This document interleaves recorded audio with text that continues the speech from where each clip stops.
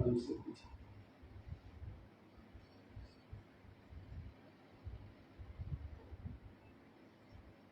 मैं मुकेश कुमार और आप देख रहे हैं RTN1 न्यूज चैनल। इस समय हम भीम सेना के चीफ जो है नवाब सतपाल तंवर जी है, उनके साथ हैं, उनसे मिलने आए हैं। और ये जो राजस्थान के दौरे पे गए थे, वहाँ इंद्र मेघवाल को इंसाफ दिलाने को लेकर, और 18 घंटे इनको जो राजस्थान पुलिस की ओर से गिरफ्तार करके रखा गया, इनके साथ और क्या क्या दुर्व्यवहार करा गया, वहाँ के प्रशासन ने क्या क्या इनको परेशानियाँ दी, आइए हम जानकारी लेते हैं।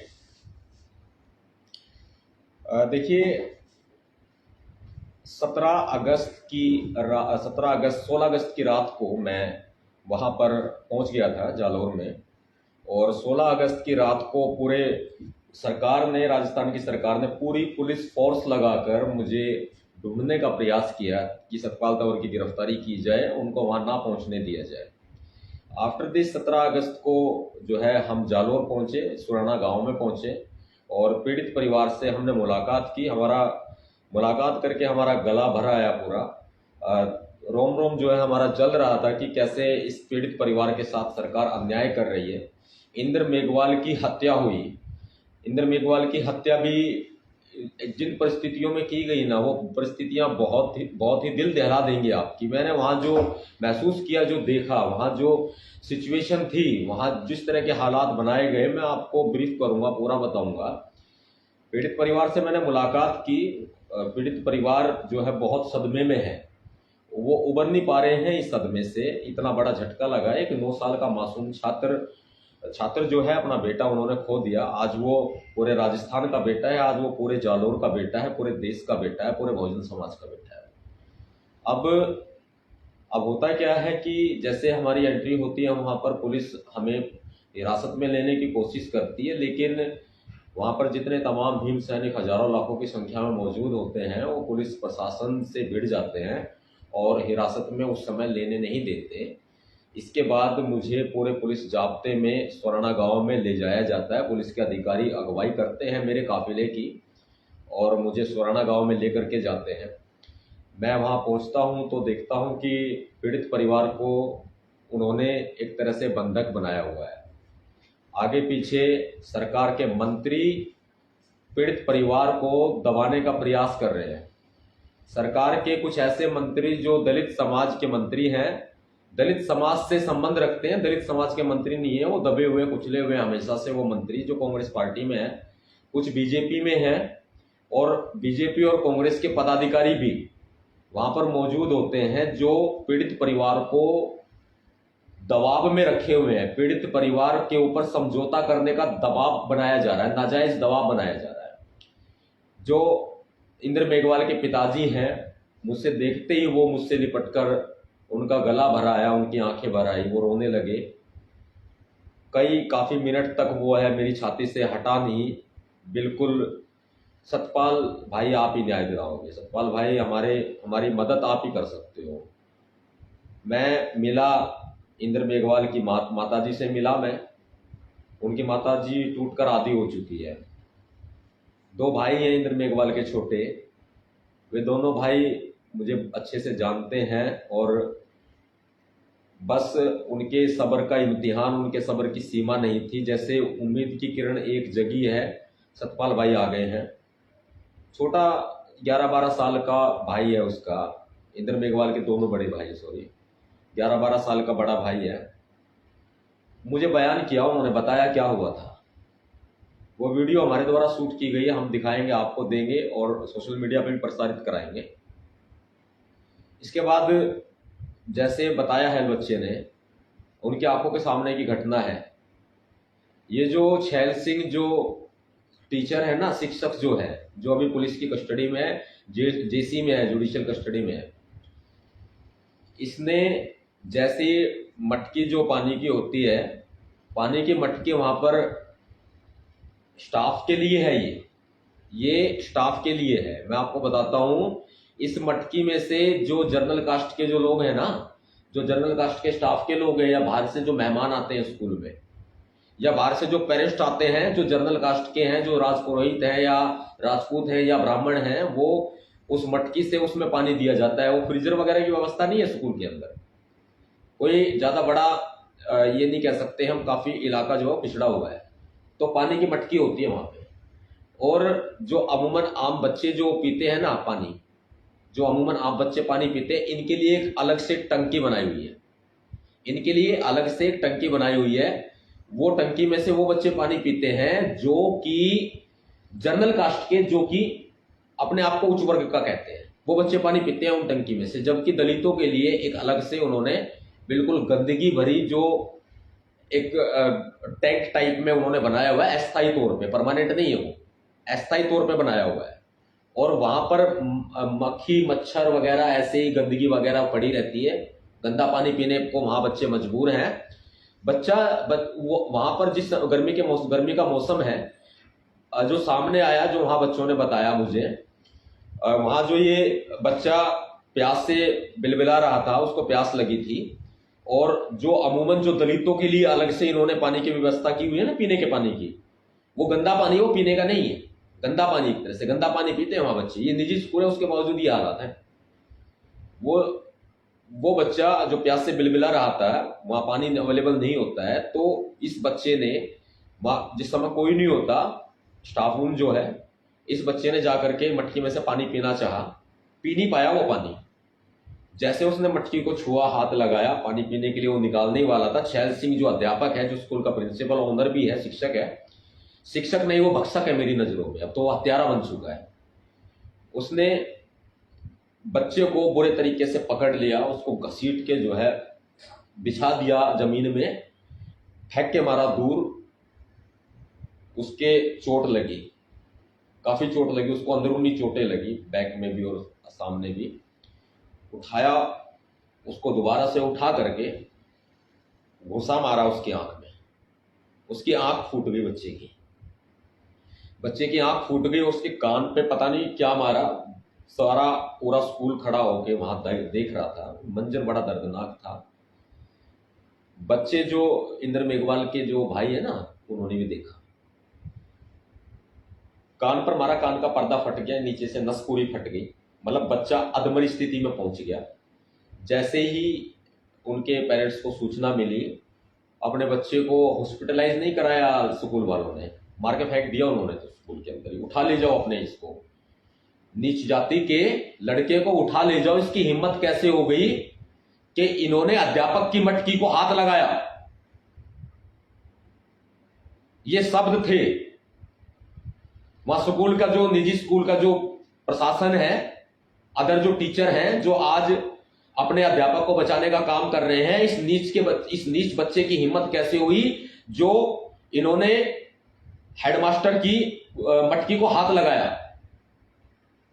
उसके बाद छैल सिंह लाते मार के, धक्के मार के उनके परिजनों के साथ दुर्व्यवहार करता है, और बच्चों को उठा करके उसके परिजन ले जाते हैं, हॉस्पिटलाइज करते हैं। मना कर दिया जाता है, वहां पर जो साइला इलाका होता है, मना कर दिया जाता है, नहीं लेंगे भाई। सुराना गांव के बाहर एक अस्पताल है, वहां पर लेकर जाते हैं, गवर्नमेंट हॉस्पिटल है, गवर्नमेंट हॉस्पिटल में इलाज के लिए मना कर दिया जाता है। समय पर इलाज नहीं मिलता, बच्चा मरता नहीं। मैं आपको बता देता हूं, यहां अस्पताल में भी जातिवाद है। सुराना गांव के बाहर कोने पे ही अस्पताल है, सरकारी अस्पताल है, सरकार द्वारा संचालित है, वहां पर भगा दिया गया बच्चे के परिजनों को कि हम इलाज नहीं करेंगे। ये मटकी वाली बात थी, सब जगह फैली हुई थी कि इसने हिम्मत कैसे हो गई इस बच्चे की, एक नीच जाति के दलित दबे कुचले एक ऐसे आदमी की हिम्मत कैसे हो गई जो इन्होंने प्रिंसिपल की मटकी पर हाथ लगा दिया। वहां से लेकर के जाते हैं बच्चे को हॉस्पिटल में, शहर में ले जाते हैं, जालौर में ले जाते हैं, वहां भी अस्पताल इलाज करने से मना कर देता है। उस समय चोट गंभीर नहीं होती है, देखो पर्दा फट गया, नस फट गई, इलाज हो सकता है, वो बच्चा हमारे सामने जिंदा होता, इलाज हो सकता है। इसके बाद उठा करके इस बच्चे को, ये जब इलाज नहीं मिलता, जाति की वजह से इलाज नहीं मिलता, हॉस्पिटल में इलाज नहीं करते हैं, इसको अहमदाबाद ले जाया जाता है, गुजरात अहमदाबाद में लड़का एडमिट रहता है, जिंदगी और मौत के बीच संघर्ष कर रहा होता है, और लास्ट में आखिरी में आकर के वो दम तोड़ देता है, हार जाता है, एक इंसानियत हार जाती है, जातिवाद भारी पड़ जाता है ऐसे लोगों के ऊपर। अब वापसी, जैसे डेड बॉडी को लाया गया, मारपीट होती है, लाठीचार्ज होता है, लोगों को मारा जाता है, कि अशोक गहलोत के इशारे पर लाठीचार्ज किया जाता है वहां पर। ये पीड़ित परिवार बहुत उम्मीद लगाए हुए है समाज से। मैंने न्याय का उनको पूरा भरोसा दिया है कि हम न्याय दिला करके रहेंगे, लेकिन सरकार बिल्कुल विफल है। सरकार नहीं चाहती कि इस परिवार को न्याय मिले। सरकार नहीं चाहती कि इंद्र मेघवाल को न्याय मिले और जो आरोपी है, जो शिक्षक नहीं भक्षक है, उसको फांसी की सजा हो। यह सरकार नहीं चाहती। पीड़ित परिवार को न्याय का भरोसा दिला करके प्रशासन को मैं सूचना दे देता हूं कि सतपाल तंवर जालोर में ही बैठेगा। 17, 18, 19, 20, 25 जब तक मेरी सांसों में सांस है ना, मैं बैठा रहूंगा न्याय के लिए। जालोर नहीं छोड़ूंगा, मैं जालोर में ही बैठा रहूंगा। जैसे ही मेरी जालोर में बैठने की घोषणा होती है, वैसे ही पुलिस प्रशासन पूरा अलर्ट हो जाता है। अशोक गहलोत सरकार मेरी गिरफ्तारी के आदेश देती है। मुझे आधी रात को, मुझे 17 अगस्त की आधी रात को पुलिस के अफसरों के द्वारा मुझे वहां से अपनी हिरासत में ले लिया जाता है। मुझे शुरू में ये लोग अनजान जगह लेकर के जाते हैं, इसके बाद में मुझे जोधपुर में ले जाकर के पटक दिया जाता है। वो जगह मैं भी नहीं जानता कि कौन सी होती है, लेकिन वहां पर मेरे साथ में जिस तरह से पुलिस अधिकारियों के द्वारा दबाव बनाया जाता है, पूरे 18 घंटे मुझे हिरासत में रखा गया। वहां पर पूरे 18 घंटे मुझे हिरासत में रखा गया। मुझे मेरे लोगों से नहीं मिलने दिया गया। पीड़ित परिवार से एक बार दुख बांटने के लिए मिला करके ले आए, लेकिन दुख बांटना ही मेरा मकसद नहीं है। परिवार से मिलना ही मेरा मकसद नहीं है। परिवार को न्याय दिलाना मेरा मकसद है। और उस न्याय की आवाज को बुलंद करने के लिए, अपनी बात अशोक गहलोत तक पहुंचाने के लिए, इस पीड़ित परिवार की आवाज बनने के लिए मैंने फैसला लिया कि मैं जालोर में बैठूंगा। मैं वहीं बैठूंगा, सुराना गांव में बैठूंगा, और सुराना गांव में बैठ करके मैं अपनी आवाज को बुलंद करूंगा। मैं इस न्याय की आवाज को बुलंद करूंगा। मुझे आधी रात को पुलिस के अफसर मुझे उठा करके ले जाते हैं। पुलिस के अफसर मुझे जोधपुर ले जाते हैं और मुझे पूरे 18 घंटे हिरासत में रखा जाता है। मुझे वहां टॉर्चर किया जाता है, जबरन मेरे ऊपर दबाव बनाया जाता है। सरकार के द्वारा मेरे ऊपर दबाव बनाया जाता है कि मैं ऐसा बयान दूं, मीडिया के सामने लाने की साजिश रची जाती है। मुझे बोला गया है कि आप की सारी मांगे हम मान रहे हैं, आप मीडिया में यह बयान दें, हम यहां मीडिया को बुलाएंगे। जितने भी चैनल है, जितने भी न्यूज चैनल है, जितने भी प्रिंट मीडिया के लोग हैं, हम सबको यहां बुलाएंगे। आप मीडिया में यह बयान दें सतपाल तंवर कि आपकी सारी मांगों को मान लिया गया है। लेकिन मेरे जमीर ने मुझे गवाही नहीं दी। स्वाभिमान जिंदा है मेरा, मरा नहीं है। मैं राजनीति के लिए अपने परिवार के साथ समझौता नहीं कर सकता। मैं उनकी उम्मीदों के साथ, मैं उनके जमीर के साथ मैं समझौता नहीं कर सकता। मेरे ऊपर बहुत दबाव बनाया गया, टॉर्चर किया उन्होंने मुझे कि आप ऐसा बयान दें कि फांसी की सजा की मांग भी सरकार ने मान ली है। आप ऐसा बयान दें कि 50 लाख रुपए मुआवजे की भी सरकार ने बात मान ली है, जबकि 30 लाख रुपए मुआवजा सरकार स्वीकृत कर चुकी है और 40 लाख रुपए इसका होने का अनुमान है अभी। लेकिन इस परिवार को पैसा नहीं चाहिए। हम सक्षम लोग हैं, हम पैसा दे सकते हैं। 5 लाख रुपए की बोली लगाई थी अशोक गहलोत ने। अशोक गहलोत साहब 5 लाख आप दे रहे हैं ना, हम आपको 10 लाख देंगे। आप हमारे बच्चे को ना हमें वापस लौटा सकते हैं क्या? लेकिन सरकार के लोगों ने, पुलिस के लोगों ने मेरे ऊपर नाजायज दबाव बनाया और ये दबाव बनाते हुए मुझे मजबूर किया गया कि मैं मीडिया में गलत बयानबाजी करूं। सरकार ने मांगे मान ली हैं, इस तरह का तथ्य भ्रम फैलाऊं। और ये षड्यंत्र रचा गया, इन्होंने षड्यंत्र रचा कि अमूमन लोग वहां जो मनुवादी गैंग के लोग हैं, जो सामंतवादी गैंग के लोग हैं, वहां हमारे खिलाफ इकट्ठा हो रहे हैं और ऐसा षड्यंत्र रचा गया कि सतपाल तंवर की हत्या करा दी जाए।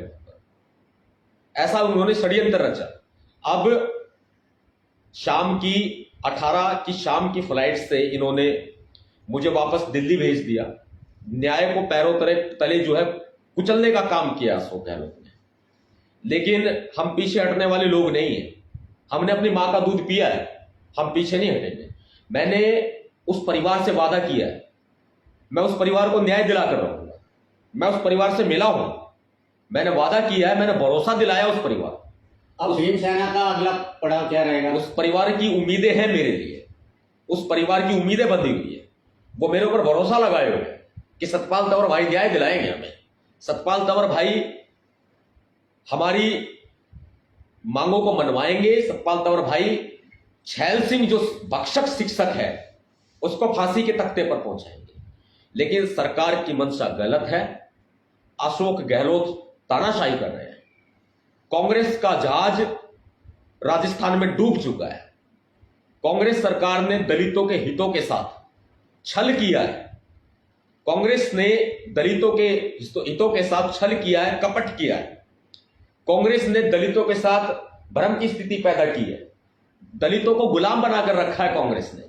जो आज राजस्थान में जो अत्याचार हो रहे हैं ना, कहीं मूछें काटी जा रही हैं, कहीं घोड़ी पर चढ़ने से रोका जा रहा है। मैं आपको बता देता हूं, मैं वहां मौजूद रहा, लगभग 3 घंटे में सुराना गांव में मौजूद रहा। मैं 18 घंटे पुलिस की हिरासत में रहा। मैं 4 घंटे अपने लोगों के बीच में रहा, जनता के बीच में रहा। वहां लोगों ने मुझे बताया, लोगों की आंखों से आंसू निकल रहे थे कि सतपाल भाई नाई हमारे बाल भी नहीं काटता है। ये जो पश्चिमी राजस्थान है, मैं खुलासा कर रहा हूं, बता रहा हूं आपके सामने, पश्चिमी राजस्थान में दलितों के बाल नहीं काटे जाते, नाई की दुकान पर बाल नहीं काटे जाते। अगर कोई अपनी जाति छिपा करके बाल कटाने चला गया और किसी को पता लग गया ना, तो उस व्यक्ति की हत्या कर दी जाती है। ऐसे बहुत सारी घटनाएं वहां पर हो चुकी हैं जो प्रकाश में नहीं आई। इससे पहले भी आपका दौरा हुआ था राजस्थान में जितेंद्र पाल मेघवाल हत्याकांड को लेकर, तो उसमें भी अभी तक राजस्थान सरकार ने कुछ मांगे नहीं मानी, उसको लेके क्या कहना चाहिए? देखिए, मैं शुरू से इस मामले पर बना हुआ हूं। जितेंद्र मेघवाल के परिवार से मैं मिला और परिवार को न्याय का पूरा आश्वासन दिया, सरकार ने दिया था। लेकिन हमें सरकार पर शुरू से भरोसा नहीं था। सरकार ने इस परिवार के साथ, जितेंद्र मेघवाल के परिवार के साथ सरकार ने धोखा किया, सरकार ने षड्यंत्र किया है।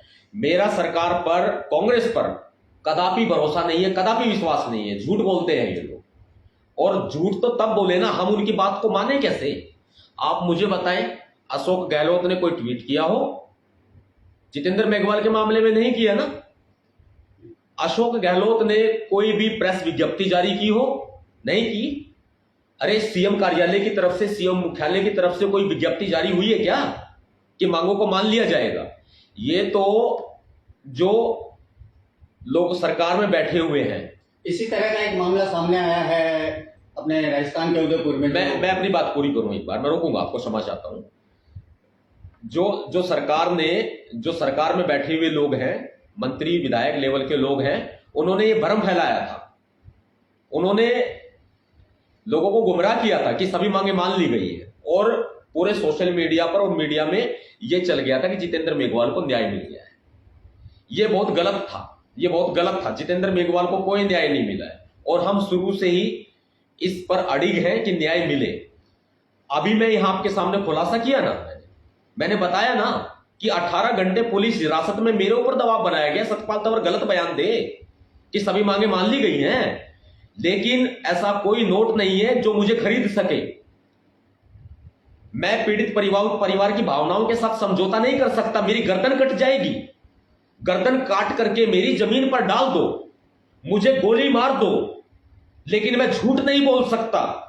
मैं इस परिवार के साथ धोखा नहीं कर सकता। मैं इस परिवार के साथ समझौता नहीं कर सकता। मैं परिवार की भावनाओं के साथ, पूरे दलित समाज की भावनाओं के साथ, मैं करोड़ों भोजरों की भावनाओं के साथ समझौता नहीं कर सकता।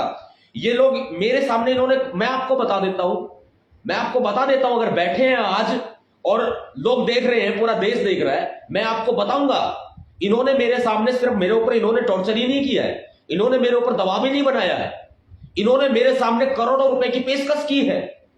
इन्होंने कहा है कि मुंह मांगी कीमत बताइए मिस्टर नवाब सतपाल तंवर। आप वहां जो मंत्री है मिस्टर मेघवाल है, उनका फोन आता है पुलिस प्रशासन के लोगों के पास में, पुलिस अफसरों के पास में फोन आता है, कांग्रेस के मुख्यालय दिल्ली से फोन आता है उनके पास में। राहुल गांधी जी का नाम लिया जाता है कि राहुल गांधी जी खुद बात कर रहे हैं। मैंने कि क्या वो मेरे से बात करने की बोल रहे हैं? बोले नहीं, आपसे बाद में बात करेंगे। अगर आप बात करने के लिए कहेंगे राहुल गांधी जी से तो राहुल गांधी जी बात करेंगे, प्रियंका मैडम भी बात करेंगी आपसे, और आपको मनाने के भरसक प्रयास किए जा रहे हैं। सतपाल तंवर जी मान जाए आप, सतपाल तंवर जी अपनी बातों पर आप अड़िग ना रहे। पीड़ित परिवार के साथ न्याय हो चुका है। जब राहुल गांधी आपके साथ हैं, प्रियंका गांधी आपके साथ हैं, आपको किस चीज की कमी है? मुंह खोलिए मिस्टर नवाब सतपाल तंवर, आप मुंह खोलिए, क्या कीमत है आपकी?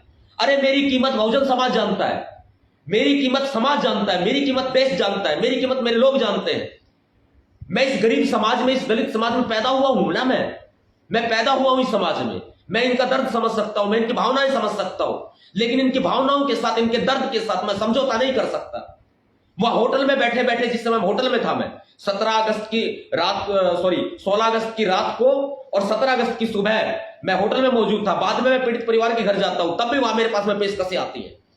17 तारीख को मुझे हिरासत में रात को लिया जाता है, 18 तारीख शाम तक मुझे हिरासत में रखा जाता है। मेरे पास में करोड़ों रुपए के ऑफर आए हैं।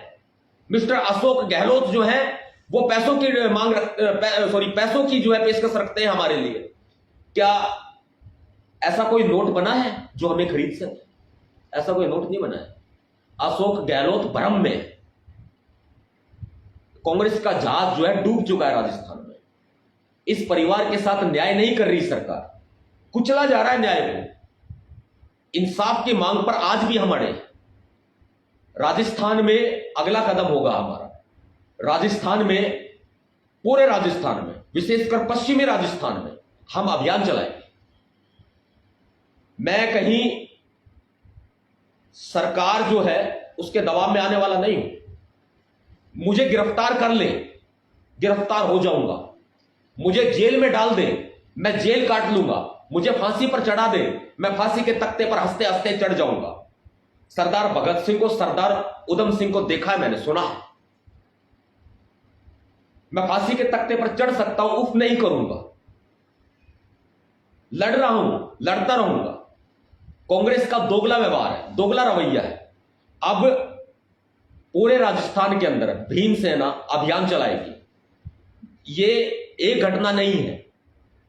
इस परिवार के न्याय की तो हम आवाज बने हुए और लगातार बने रहेंगे। हम आखिरी दम तक लड़ेंगे, जब तक खून का एक एक कतरा है ना हमारे शरीर में, हम लड़ेंगे और न्याय दिलाएंगे। अगर इस परिवार को न्याय नहीं मिला ना तो आगे भी हमारा कदम होगा, हम बता देंगे क्या हमारा कदम होगा। अभी हम खुलासा नहीं करेंगे इस बात का। लेकिन पूरे पश्चिमी राजस्थान में, पूरे राजस्थान प्रदेश में मैं खुद पैदल यात्रा करूंगा। मैं खुद पैदल यात्रा करूंगा, मैं दौरा करूंगा राजस्थान का पूरा। राजस्थान के हर एक जिले में, हर एक गांव में मैं अपने लोगों को बाहर निकाल के लाऊंगा, जो बाहर नहीं निकल पा रहे, जिनके बाल नहीं काटे जाते, जिनकी मूछें काट दी जाती हैं, जिनको साफ सुथरे, आज हम साफ सुथरे कपड़े पहन के बैठे हैं ना, ये कपड़े पहनने की इजाजत नहीं है वहां पर अमूमन एक पहनावा है, मैं आपको बता देता हूं। धोती बांधते हैं, कुर्ता सा डालते हैं, वही पहनावा है। दलितों को वही पहनने की इजाजत है। महिलाएं भी साफ सुथरे कपड़े नहीं पहन सकती। हम ये आजादी दिलाएंगे राजस्थान में। हम लोगों को आजाद करेंगे। लोग आजादी चाहते हैं वहां पर। राजस्थान आजाद नहीं है। राजस्थान को पाकिस्तान के माफिक अशोक गहलोत ने बना दिया है। और सिर्फ अशोक गहलोत ही नहीं, पहले जो सरकारें रही उन्होंने भी, एक अशोक गहलोत नहीं है, ये पूरी गैंग है। ये बीजेपी और कांग्रेस की गैंग है, ये सामंतवादियों की गैंग है, ये मनुवादियों की गैंग है, जो दलितों को उठने नहीं दे रहे हैं वहां पर। अब भीमसेना राजस्थान में पद यात्रा करेगी। आने वाले समय में पूरा हम अपने कार्यकर्ताओं से बात कर रहे हैं, हम अपने पदाधिकारियों से बात कर रहे हैं। हम पूरी रूपरेखा तैयार करेंगे। राजस्थान में हम पदयात्रा करेंगे।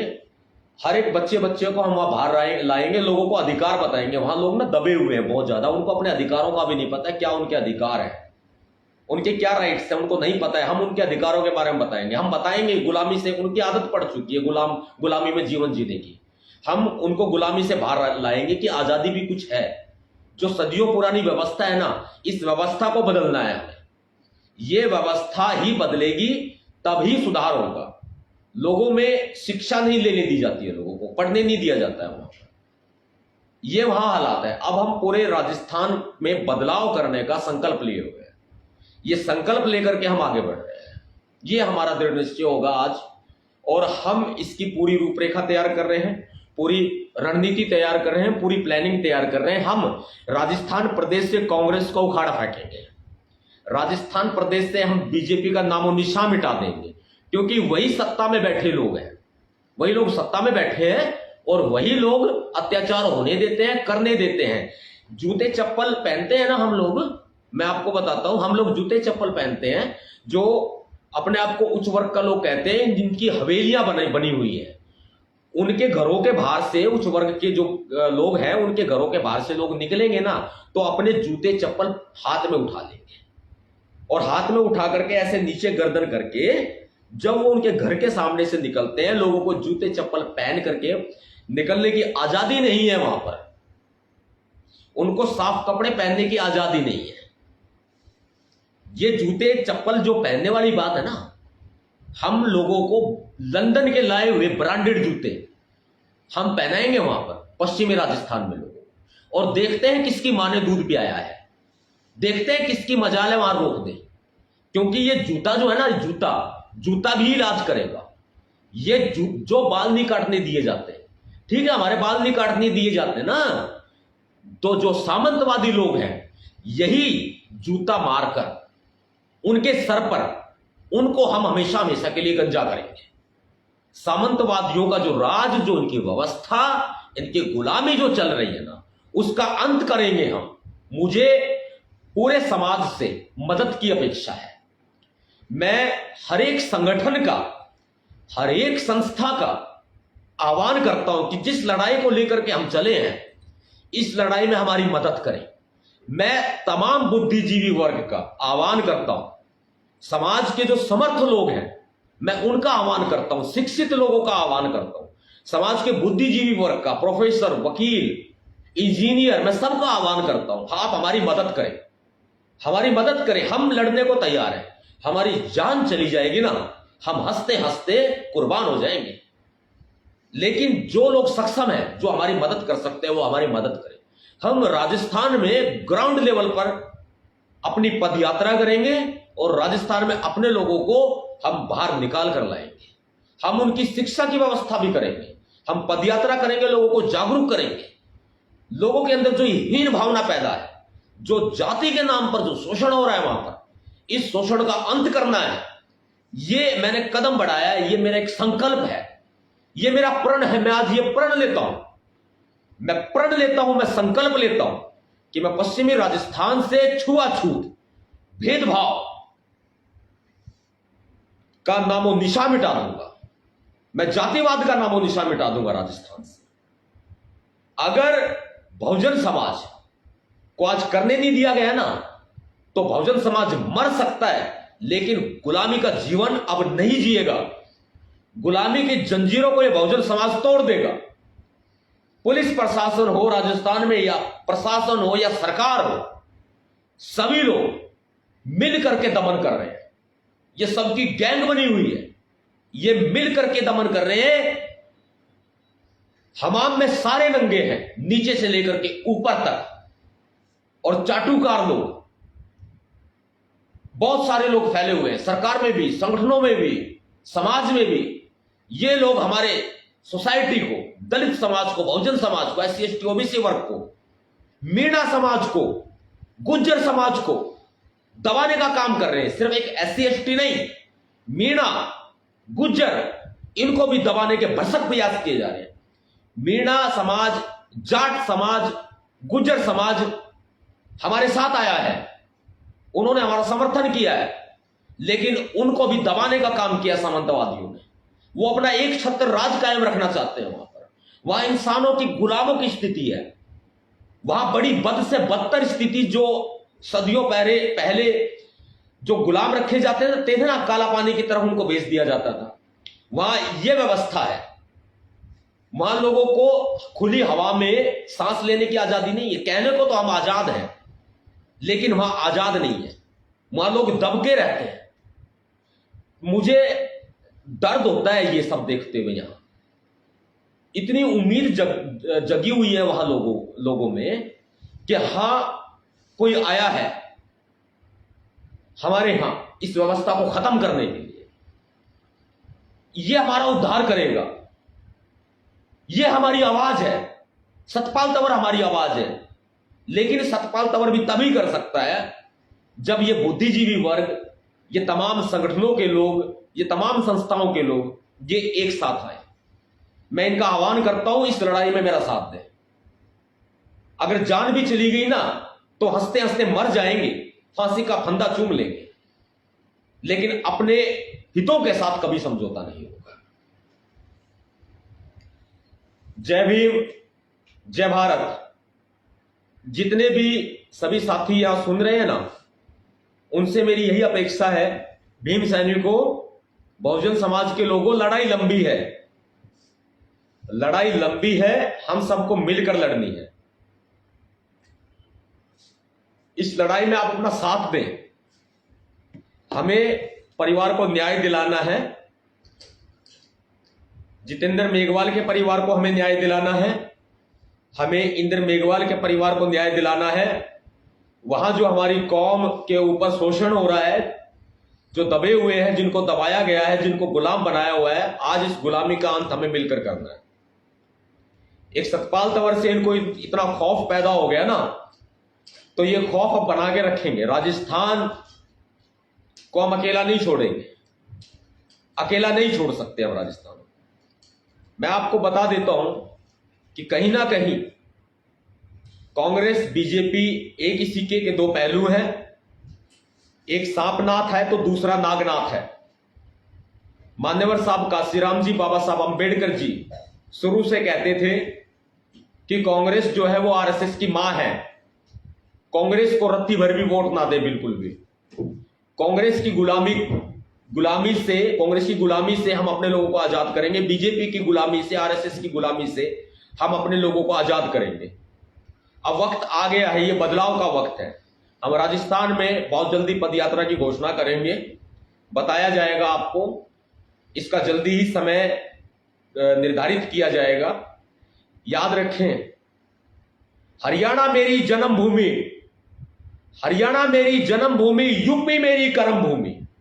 हरियाणा मेरी जन्मभूमि, यूपी मेरी कर्मभूमि, तो राजस्थान मेरी रणभूमि है, रणभूमि। याद रखना, हरियाणा मेरी कर्मभूमि, यूपी मेरी, हरियाणा मेरी जन्मभूमि, यूपी मेरी कर्मभूमि, पंजाब मेरी क्रांति भूमि, दिल्ली मेरी शिक्षा भूमि, राजस्थान मेरी रणभूमि है। याद रखना। क्रांतिकारी जय भीम, जय भारत, नीला सलाम, जय संविधान, भीम सेना जिंदाबाद। फिनिश।